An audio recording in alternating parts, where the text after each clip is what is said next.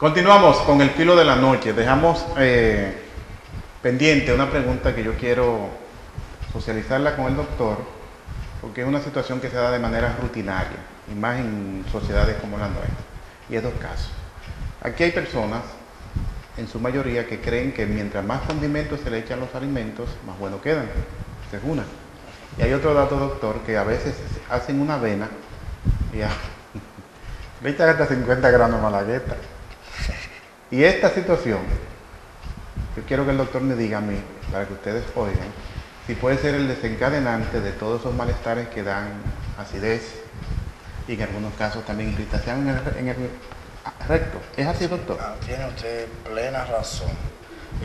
Yo pienso que la sociedad dominicana, y es mi deseo, debe ir encaminada a mejorar el hábito alimenticio. Ese es uno de los énfasis de las cosas que yo tengo que felicitar en las gestiones estatal en los años.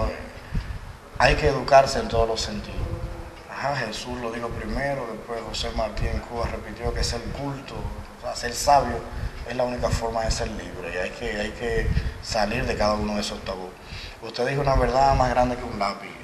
Los condimentos, sobre todo en nuestros campos, en nuestras sociedades y ciudades, metrópolis, ya por una cuestión de comodidad, son el plato fuerte de la preparación del cocimiento de los alimentos, y son químicos, son dañinos. E incluso los condimentos naturales, cuando se usan en exceso, son dañinos, son irritantes por excelencia de la mucosa gástrica. Esos irritantes causan inflamación de la cobertura externa de este estómago, causando gastritis.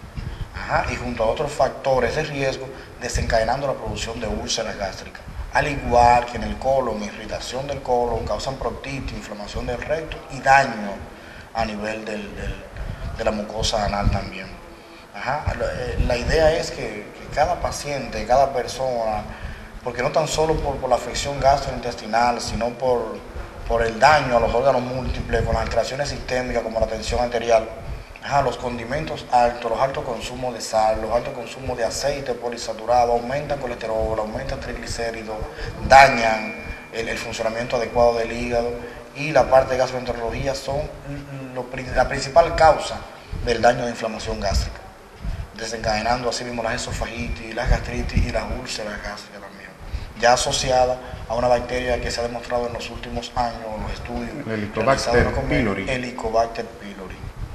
¿Qué peculiaridad tiene esta bacteria? Cuando se asocia a condimentos excesivos, a bebidas alcohólicas, a irritantes como el tabaco, como el café, produce o está presente en el 99% de las afecciones. Y los famosos que le ponen mucha hoja de distintas variedades y también los llevan a un proceso fundamental de fusión que causa importante asociada al cáncer de esófago, principalmente. El esófago de Barrett. Que asociado a esto al Helicobacter pylori, eso todo lo que da es daño maligno por todos lados. ¿Cómo se adquiere la bacteria, doctor? ¿Cuáles son las principales vías? Controversial la forma de incidencia de esta bacteria. ¿Por qué?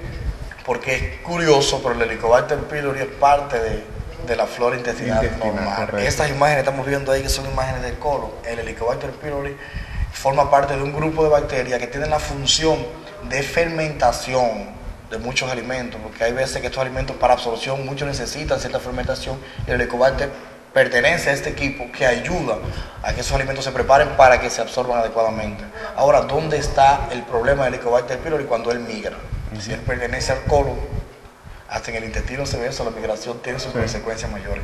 Si él pertenece a una parte específica del colon, cuando sube al estómago, el estómago no está preparado para mantenerlo ahí, pero él se prepara para que a la fuerza se aloja. ¿Cómo se aloja el Helicobacter pylori? Es una bacteria de la clasificada Gram, una atención especial negativa, que tiene forma de hélico, siempre se llama Helicobacter, a una forma helicoidal, como un tornillo.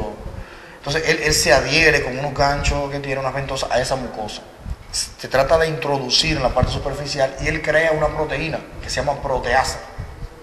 Esa proteasa es como un gel que él cubre su cuerpo con ese gel para cuando el estómago segregue el ácido, ese gel lo cubra y no lo mata. Entonces ya él crea un nido allí, entonces empieza a reproducirse y alimentarse de esa mucosa. Cuando se alimenta, causa erosiones, esas partes brillantes blancas que se ven en la endoscopia que tenemos por ahí, esas lesiones hacia adelante, se fijan, esas lesiones longitudinales son eritemas lineares. Esos eritemas, esas formas rojecidas, esas líneas rojas, son causadas principalmente por el Helicobacter pylori y por el consumo de AINES, que son antiinflamatorios no esteroideos, como el piroxicam, el diclofenac, el ibuprofeno.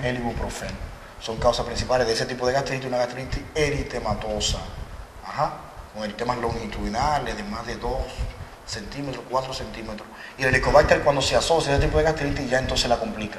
Usted tiene una gastritis causada por un AINE, por un diclofenac, por un ibuprofeno, más le suma el Helicobacter que está tirando a hacer erosiones, que si no se tratan adecuadamente, avanzan hacia un proceso ya de displasia, metaplasia, que evoluciona hacia un cáncer. Hay un dato, doctor, relacionado con el tratamiento para esta bacteria, que generalmente es agresivo, sí, para poder erradicar. Entonces influye en provocar malestares superiores a lo que tiene el paciente. Bueno, y generalmente hay que dar una buena orientación. Muchas veces es el tema que el fin justifica los medios. Es una bacteria que es incómoda de erradicar, pero no tan solo es lo difícil que es eliminar de la vía digestiva alta el Helicobacter pylori, sino la facilidad que tiene uno para reinfectarse. Sí, Me pregunto ahorita sobre forma de infección, no tan solo la parte migratriz del Helicobacter, que es una de las características que tiene, sino la ingesta de alimentos mal preparados, manipulación, la típica ingesta fecal oral, agua, bebidas, jugos, empanadas inadecuadas, ensaladas de preparación inadecuada. El tema gastrointestinal está 100% relacionado con el hábito y la cultura alimenticia, con la buena higiene adecuada de los alimentos y ya con otra parte de farmacocinética y la parte de química, del consumo adecuado de muchas sustancias que son dañinas. Doctor, hay una condición real y es que en nuestra cultura las personas comen o comemos en cada momento. Se incluye. Exacto. Entonces, ¿hay alguna regla específica entre alimentos? Claro que sí, hay un orden, hay un tipo de alimento que debe uno, si no lo cumple tenazmente, debe orientarse hacia por lo menos tratar de llegar a ese nivel. Las pautas de alimentación, no tan solo para el paciente diabético, no tan solo para el paciente hipertenso, sino para cada uno de nosotros, para mantener una salud adecuada, para mantener un peso adecuado acorde a la edad, y la raza y sexo. Hay 3 comidas básicas: el desayuno, el almuerzo y la cena. Ahora, entre cada comida lo ideal es merendar. Una merienda que te ayuda a mantener los niveles de glicemia en estándares adecuados y evita que hagas esos largos periodos a veces de ayuno, porque muchas veces se te olvida desayunar y almuerza a mediodía tarde. El estómago tiene un reloj, por así decir, biológico, que necesita cada cierto tiempo estar en contacto o en absorción con una X cantidad de alimentos. Ese es en cuanto al hábito o el horario de comida, pero también hay tipos de alimentos. Por ejemplo, el desayuno debe estar incluido en él minerales y azúcares y carbohidratos de baja densidad. ¿Cómo tenemos esto? Legumbres, víveres como vianda, y dijimos azúcares básicas, naturales, como jugo, como leche, como yogur, y relativamente bajo. Ya el almuerzo, que es la comida fuerte, sí debe haber carbohidratos ya de cadenas laxas y proteínas fundamentalmente. La proteína que encontramos en las carnes, la misma legumbre, en unas otras legumbres ya de baja densidad, y el arroz, como no, el tema de los carbohidratos. Y la cena debe ser una especie de fusión mixta. Carbohidratos de muy baja densidad con mínima cantidad de azúcar. ¿Qué usted le recomienda a la persona que no desayuna? Recomendarle que desayune, porque aunque yo necesito muchos pacientes, no es la forma adecuada de tener pacientes. ¿Qué desayuno? Es fundamental, que es una cuestión de nuestra cultura que muchas veces se obvia. No, que me levanto tarde y como temprano. El desayuno es el pilar del día. Acuérdense que nosotros nos acostamos, Jiménez, y nos pasamos un lapso promedio, unas 8 horas, 7 horas en receso. El metabolismo es menor. Y hay personas que no les gusta cenar y es un grave error también. Imagínese usted si no cena y no desayuna. Hay que comieron al mediodía y en la tardecita se comieron una galletita y no cenaron. ¿Qué tiempo dura ese estómago trabajando solo? Causa descontrol metabólico. Entonces el estómago sí o sí, por el reloj biológico que hablábamos ahorita con eso, tiene que segregar ese ácido clorhídrico. porque le toca, si no lo guarda, imagínese usted. Sí. Entonces, esas células parietales gástricas, las células G, que se encuentran una porción en la parte del cuerpo, la parte alta del estómago y el antro, la parte baja, se crea ese ácido clorhídrico y esa pepsina. Y no tienen nada que digerir. Nada que digerir. Te lo dicen, como dicen mucha gente por eso, te digieren las paredes. Ahí vienen no es que te digieren, ahí vienen las irritaciones. Te irrita la pared gástrica. Eso es así. Doctor, cuando una persona tiene problemas de la apendicitis, en una ocasión yo pude leer o escuchar, no recuerdo bien, que generalmente ese factor negativo se da en personas que acostumbran a estar en actividad hasta altas horas de la noche o lo que le llaman la madrugada.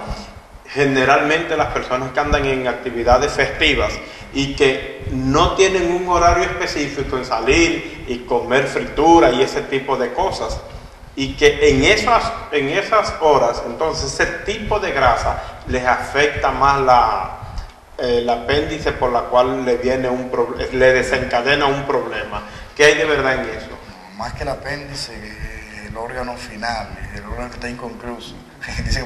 Dice muchos cuentos por ahí en el ámbito de la medicina que el apéndice la pusieron para que los cirujanos operen apendicitis. Es un zapaconcito. Porque sí, pero no, dice que tiene una función inmunológica que está en estudio por ahí. Sí. Más que el apéndice, esas personas que hacen vida nocturna, cualquiera de nosotros que salimos y un día inadecuadamente nos da hambre, una hora X de la madrugada comemos comidas fritas con grasa poliinsaturada, más que el apéndice, el daño aquí va directamente al estómago. El estómago. Sí, el apéndice se inflama por causas, incluso la principal causa de la apendicitis es idiopática, no se sabe porque tiene causa obstructiva, pero vimos fecalitos, fragmentos de heces fecales, semillas como de guayaba y de berenjena, sí, tomate. Semillas mínimas de tomate, obstruyen un conducto que tiene y ya se inflama, pero naturalmente es una causa idiopática, una inflamación aquí.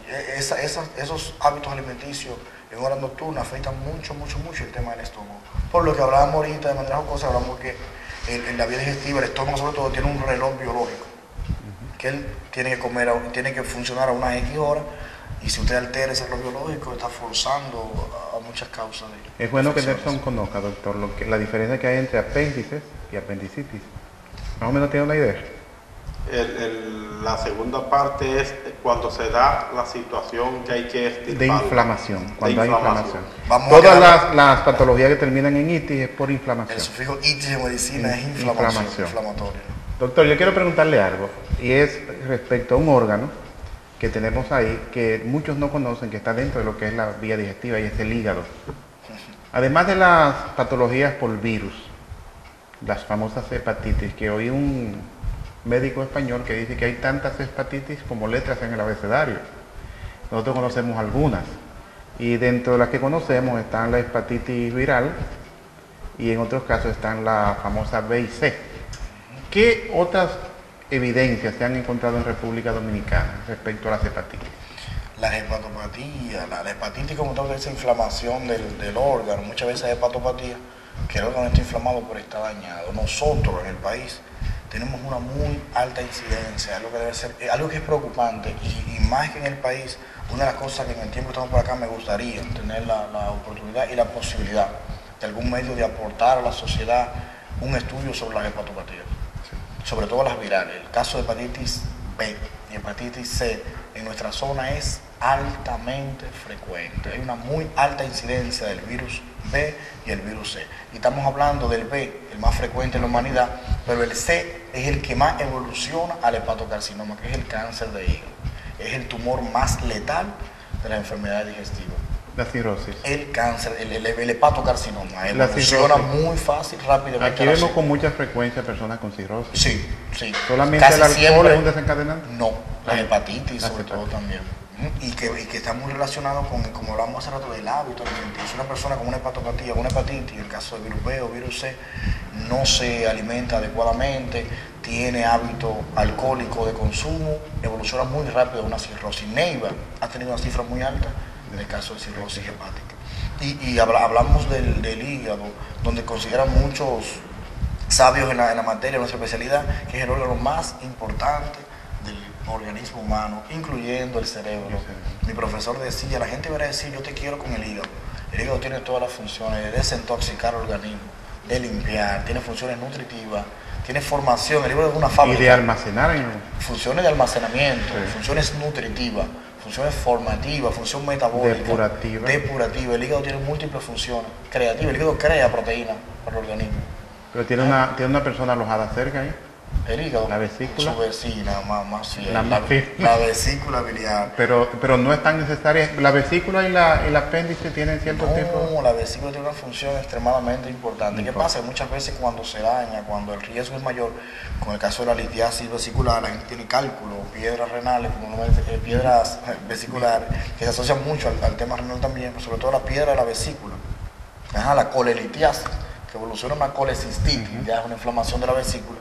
Muchas veces es preferible extraerla por los síntomas que causan y por la evolución que tiene el cáncer de vesícula. Pero a partir de ahí la persona tiene que orientarse respecto Con al tipo de gastroenterología, alimentación. por supuesto, porque Sí. esos pacientes naturalmente siempre desarrollan una gastritis alcalina. La vesícula tiene función de almacenar toda la bilis que el hígado produce. Entonces esa bilis tiene una función. El hígado la excreta, hay que botarla, pero tiene una función también alimenticia, una función digestiva. La bilis tiene una función de emulsificar las grasas. Sin bilis no se pueden digerir las grasas adecuadamente. Ahora, cuando se quita la vesícula, esa bilis no tiene almacén, no tiene parqueo, y va directamente al duodeno. Entonces ya tiene que emulsificar las grasas y lo que no es grasa también. Entonces se pierde. Muchas veces, entonces, lo ideal es que ella baje, siga el conducto del trato digestivo bajo, pero a veces como es mucha, asciende y pasa bilis al estómago y bilis hacia el esófago. Y es tan amarga. Bastante. Pero me dicen que no, que es dulce. No, la bilis Que es... solamente es amarga cuando hay contacto con oxígeno. Cuando hay contacto... No, eso es fuera, pero estamos hablando de la bilis dentro del organismo. Y dulce para nada. La bilis de excreción. Existen dos tipos de bilis. La conjugada, que es la bilirrubina, y la no conjugada. La bilirrubina es cuando nos ponemos amarillos. Bilirrubinemia. Bilirrubinemia, que es producto de un aumento de aumento en la producción o acúmulo de X de la bilis. Está estudiando medicina, se preparó. De vez en cuando leo algo. Doctor, cuando una persona pierde uno de esos órganos, entonces, ya usted dijo la mención de uno, que entonces la bilis hace una función que es de devolución. Extrema, sí. Exacto, entonces. En vez de bajar su... Cuando una persona pierde más de uno de esos órganos que son tan importantes, ¿qué sucede? Tiene repercusión clínica, pero gracias a Dios, primeramente, a la ciencia, se han hecho descubrimientos. Por ejemplo, en el tema del páncreas, hay pacientes que hacen pancreatitis, tienen una lesión premaligna del páncreas y se le corta un pedazo del páncreas, se le quita el páncreas. Así que el páncreas es súper importante porque desarrolla, parecido al hígado, unas funciones relativamente o básicamente vitales. Muchas veces lo que se hace cuando se pierde esos órganos, porque hay que quitarlo, que sale más cara la cura que la enfermedad, se agrega de manera externa. Por ejemplo, en el caso del páncreas, como usted no tiene páncreas, necesita las enzimas pancreáticas para hacer la digestión, ¿verdad que sí? ¿Qué se hace? Se le pone un suplemento pancreático externo. Ahí viene la insulina. Tabletas. Una de las funciones del páncreas es la producción de la insulina. No tiene el páncreas, tiene que ponerse esa insulina, tiene que consumir esa enzima pancreática por vía externa. Doctor, pero dicen que también el hígado, si le cortan un pedazo, él tiene capacidad de volver a crecer. El hígado tiene una función regenerativa. Correcto. El hepatocito, que son las células de hígado, tienen esa función adecuadamente. Pero, ¿qué pasa cuando se hacen las hemisecciones o la lobectomía? Quitarle una parte del lobo del hígado, que es difícil porque naturalmente cuando él se afecta en alguna parte es un órgano muy vascularizado y se afecta en todas las funciones. Nosotros naturalmente cuando tenemos un paciente que tiene un tumor, como un caso tuvimos hace poquito lamentablemente por allá, tenía lesiones visibles, son lesiones metastásicas, esos son rafitos dentro ya, Orlandi, por ahí le mando saludos. Me describió unos casos que tenían múltiples siembras. Cuando revisamos con él, yo determiné que eran lesiones metastásicas, eran metástasis en el hígado, ya hay que buscar el tumor primario. Pero si ya metatizó en hígado, con la importancia vascular que tiene el hígado, ya prácticamente no hay mucha cosa que hacer. Porque ya sería trasplantar un hígado, que es un poquito más complejo. Se puede combatir una lesión primaria, un tumor a cualquier nivel. El hígado ya complica la cosa. Doctor, nosotros queremos ir a la pausa ahora, porque corresponde. Pero antes de la pausa, yo quiero a ver si usted me arroja luz a un flechazo. Dicen que los sentimientos uno los siente en el corazón, pero hay otros que dicen que es en el estómago. ¿Es verdad que el estómago es el centro de las emociones? Los gastroenterólogos y los clínicos decimos que sí. Que sí. Ya los cardiólogos quizás defienden el corazón, pero la reflexión de las maripositas y los Sí. saltos nunca dan en el corazón. Cuando usted ve a la chica que quiere, ¿dónde es que lo siente? Siempre ¿Es da en el estómago? naturalmente. Doctor, le invité- Depende, como dice el doctor, porque hubo uno que tuvo problemas con el corazón y lo mandaron un tratamiento y reposo, y a todo el que le mandaba decir que lo quería, decía un abrazo a todo pulmón. A todo pulmón Sí, también. porque había que dejar el corazón tranquilo. Y él no quería forzar el Exacto. corazón. Sí. El abrazo lo daba a todo pulmón. Eso depende, cualquier cosa se agarra ese paciente del pulmón, le hacemos una placa. Si se ve sentimiento en el pulmón, le hacemos un electrocardiograma, viste en el corazón o una endoscopia. Y Para ver precisamos si dónde está en ¿Por el dónde que está la cosa? Doctor, en lo que vamos a la pausa, le invitamos a consumir un vaso de agua Rich, elaborada con los mejores estándares de calidad, cristalizada, rica en minerales y con una particularidad. Agua Rich es de aquí. ¿Usted asegura que no tiene Helicobacter pylori? Nada Ahí de no eso? hay, se lo garantizo. Ah, bueno, entonces vamos a consumir. Dele para agua de allá. arriba. Señores, vamos a la pausa y retornamos en breve con el filo de la noche. Déjame mandar.